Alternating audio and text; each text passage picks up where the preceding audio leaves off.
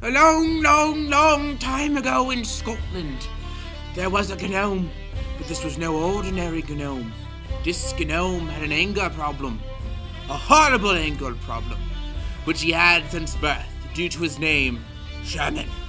He lived in the town of Glockenspielenomia, where all the other little gnomes made fun of him.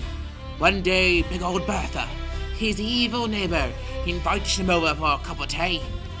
The only problem was that big old Bertha did not have tea in mind. Rather, she just wanted to lure him into a trap. Her exact plan was to get rid of him, and by this, she meant making him leave Glockenspielenomia forever. So as our friend the gnome exactly walked over to big old Bertha's cottage, he noticed a guillotine set up in the backyard. His first instinct was to panic.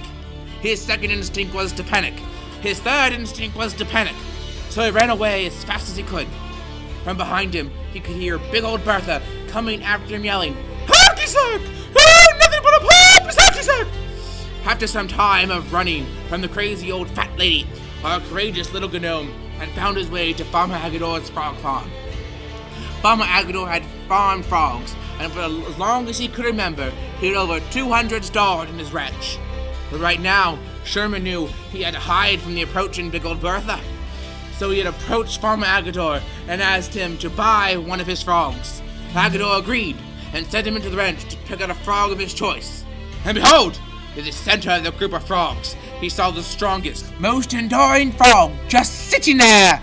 So he mounted it and took off as fast as the little ribbitor could hop.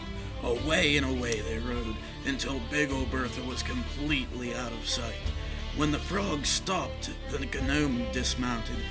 They began talking to each other, asking about each other's lives and such. The frog told him that his owner had named him Matthias, so they agreed that Sherman could call him Bath for short.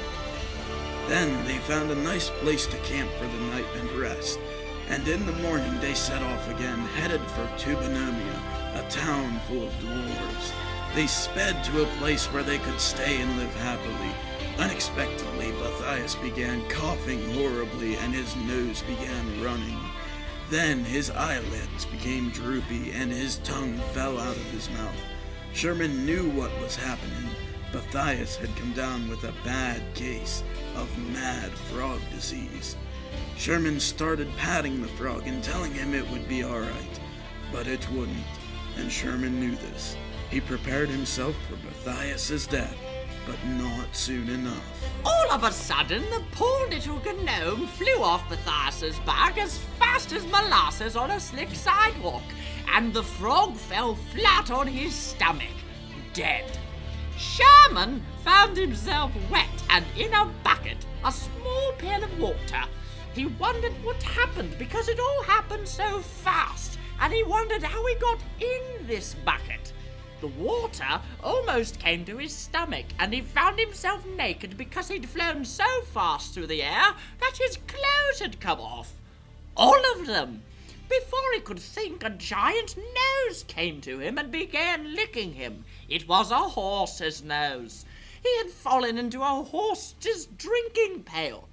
When he climbed out, he saw a dwarf sitting over by a tree. It must have been his horse. Sherman got out and noticed that from his dirty, filthy journey, the water he was in had made him clean, and he was no longer dirty.